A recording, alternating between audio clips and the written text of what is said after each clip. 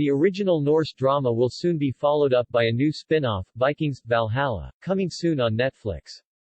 In the meantime, diehard Vikings fans have been returning to the classic history series, which concluded on Prime Video last year, and the fate of Kjetill Flatnose, played by Adam Copeland, is still causing some confusion. Viewers may have finally answered one of the biggest questions hanging over the sixth and final season of Vikings. After allying himself with rebellious warrior Ivar the Boneless, Alex Hu Anderson, Kjetill stakes a claim in Greenland and faces his enemies atop a beached whale.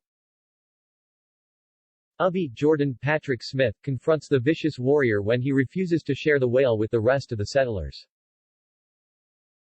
However, he soon decides to retreat despite having enough men on his side to take him down. Now declaring himself the king of Greenland, viewers have long since wondered why Ubby abandoned Kjetill to his own devices.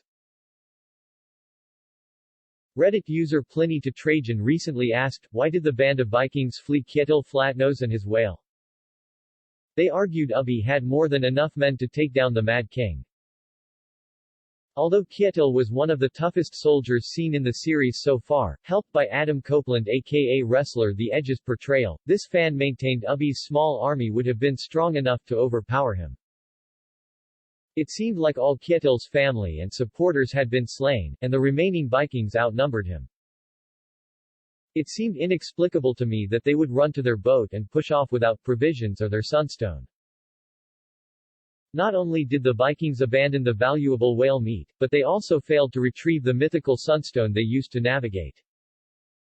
Fellow fan Big Labs argued, they could have easily went back to where they were staying and at least grabbed provisions for the journey. Kjetill wasn't going to leave the whale.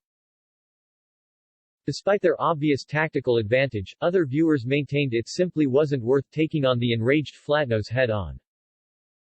User Harseal replied, I think it was a combination of the sheer violence, hunger, chaos, superstition etc. It just all of a sudden became a place they wanted to flee.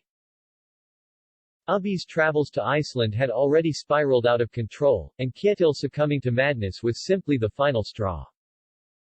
His band of warriors may not have been thinking rationally, but by then the expedition had been cursed and the only solution was to disembark as quickly as possible. Will_Ratcliffe98 also proposed, they wanted Iceland to be different, they didn't want to be killing people and resorting to the old ways. Rather than giving in to his mad demands, Ubby decided to take the higher ground and leave Kjetill's brutality behind them. As he had supposedly made it from Iceland to Norway before, there is still a slim chance Kjetill survived for some years, though unfortunately his final moments were never revealed.